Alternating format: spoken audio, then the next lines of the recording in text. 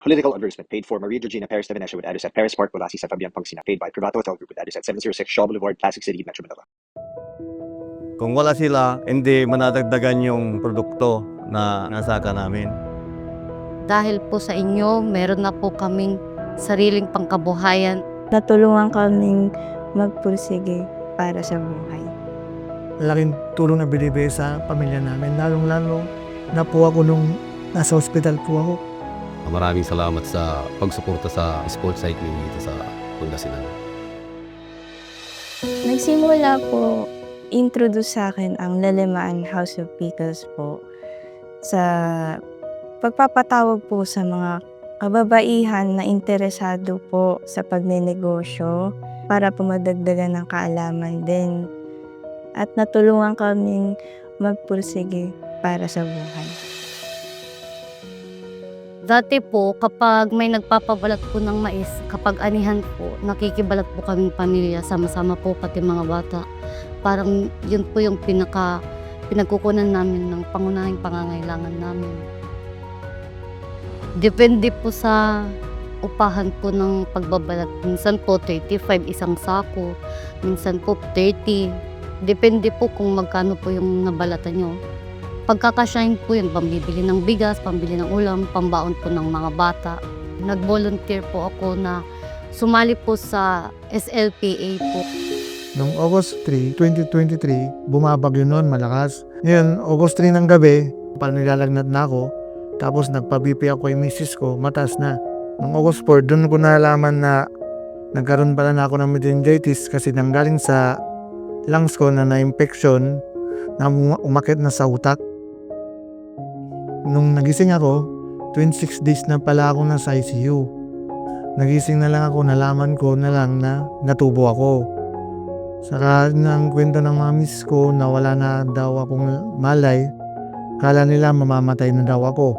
Sa ngayon po, nagdadialysis na po ako kasi hindi na po bumababa yung creatinine ko mula nung na-hospital ako. Kay malaking tulong sa mga siklista, itong bikers din. Lalong-lalo na pag may pinaghahandaan silang karera. Kasi dito, kung may race na panay-akyatan, pwede kang mag-training dito eh. Kasi like yung mga ibang kabataan na nag-uumpisa pa lang, pwede silang mag-training dito kasi hindi siya maraming masasakyan. Hindi siya takot ng disgrasya kasi dumami talaga yung mga bikers dito sa San Fabian na ay Pangasinan na nagpupunta dito sa bikers din. Kasi mga kabata, matanda, dati talagang punuan tong bikers din siya. Mahirap talaga yung buhay ng magsasaka. Ang ginagawa namin noon, nung maliit pa yung patubig, nagsasalok sa timba-timba. Ang ginagawa namin para mabuhay lang yung pananim namin. Ay yung lupa namin, alalagay mga bitak. Alos, kung minsan nasusukat kami. No, alagaan tayo ay kalikasan tayo, pati sikat tayo, alagaan tutimat. Nung nagkaroon na ng irrigation sa amin, lumuwag na yung sakahan namin. Tapos yung inaani namin, gumanda na. Dahil sa serbisyo at inisyatibo ng pamilyang De Venecia, sila ay nag-fundraising para mabigyan kami ng tulong para maumpisahan at mapalago ang aming negosyo. Nang dahil sa serbisyo ng pamilyang De Venecia, nakatulong po ang binigay nilang pondong 270,000 upang mabili po namin ang mga pangangailangan ng SLPA na mga binhi, sprayer. Si Servisyong 3-in-1 po, every 3 months po pumupunta ako sa kanilang office po para humingi po ng medical assistant po. Mula kay Joe De Venecia, tapos kay Top, tapos kay Managina. Malaking tulong na binibigay sa pamilya namin. Salamat po sa serbisyo ng pamilyang De Venecia sa pagpapatayo ng bikers din. Kasi malaking tulong ito sa mga athlete namin dito sa Pangasinan, lalong-lalo ng mga taga San Fabian. Dahil sa serbisyo nila, pamilya De Venecia, nagkaroon kami ng magandang anihan sa amin. Tingnan niyo yung tanim namin sa likod. Dati, pag tuyot. Ngayon, maganda na dahil sa kalikasan natin.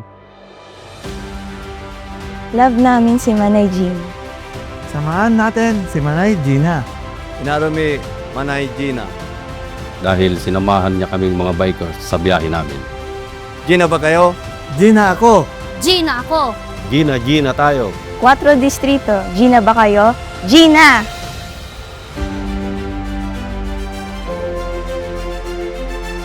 Political advertisement paid for Maria Georgina Perez de Venecia with address at Paris Park, Walasisa, Fabian Pangasinan. Paid by Privato Hotel Group with address at 706 Shaw Boulevard, Classic City, Metro Manila.